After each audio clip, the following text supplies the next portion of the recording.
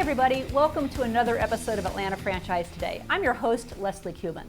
When you start exploring franchise opportunities, you'll quickly discover that there's various fees that you pay. Today, we're going to focus on the franchise fee. What is it, what do you get for it, and is it worth it? I've talked a little bit about the franchise fee in a prior episode, but we're going to dive deeper into it today. So the franchise fee is a one-time fee that a new franchise owner pays to the franchisor at the same time they are signing their franchise agreement. On average, it's a $25,000 to $50,000 fee for a single location or territory. So what does it buy you?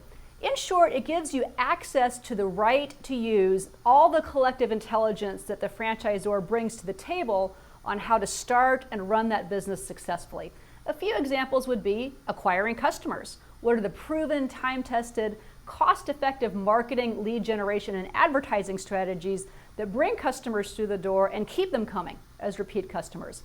If there's real estate involved in your business, it's access to all the intelligence and help on site selection, negotiating with the landlord, and constructing your location, the build out as we call it, in a cost-effective manner.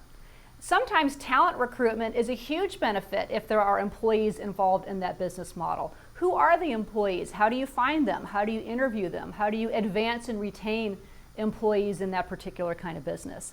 And then there's all the technology that may be involved in operating that business. There sometimes are numerous technology systems in customer relationship management, in supply chain, in logistics.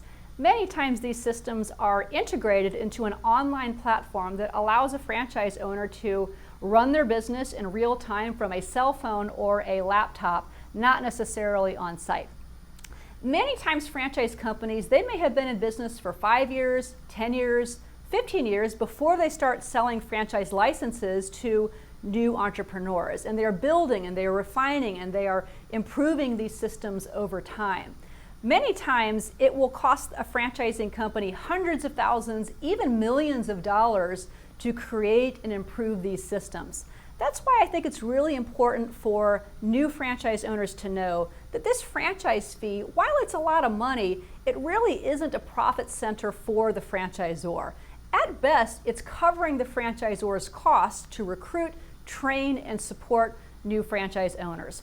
Where franchising companies make their money is typically in another type of fee called a royalty.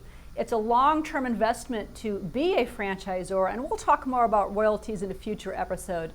But the short of the story is that both the franchisor and franchisees are taking a financial risk every time a new franchisee comes on board. A very fair question is this franchise fee worth it? And I think an entrepreneur who's looking at starting their own business in an industry that they're interested in and comparing that to a business that's a part of a franchise system in that same industry, you have to think about what is the value and what is the cost in your money, your time, your energy, and the mistakes that you're going to make to create all of those systems that the franchisor already has. In franchising, we have an acronym for this keyword system. It's called Saving You Stress, Time, Energy, and Money. So again, that's a key evaluation factor that an entrepreneur needs to think about in determining if paying the franchise fee is worth it versus creating all of those systems themselves. A common question I'm asked is this franchise fee negotiable? And the short answer is it's usually not. In fact, there's very little that is negotiable in the fees or in the contracts with franchise companies. And there's good reason for that. A franchise company needs to be fair and consistent across all of its franchise owners in its system. Now, there oftentimes is a discount on the franchise fee for empire builders, people who want to expand into 2, 3, 4 locations. Most franchising companies would rather have one franchisee who owns 3 locations versus 3 franchisees who each own 1.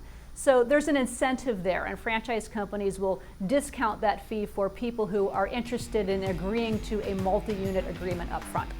I hope this has been an interesting and useful episode. I really appreciate you joining me today, and I look forward to seeing you next week on Atlanta Franchise Today.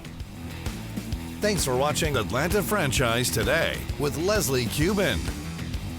This has been a JBF Business Media production.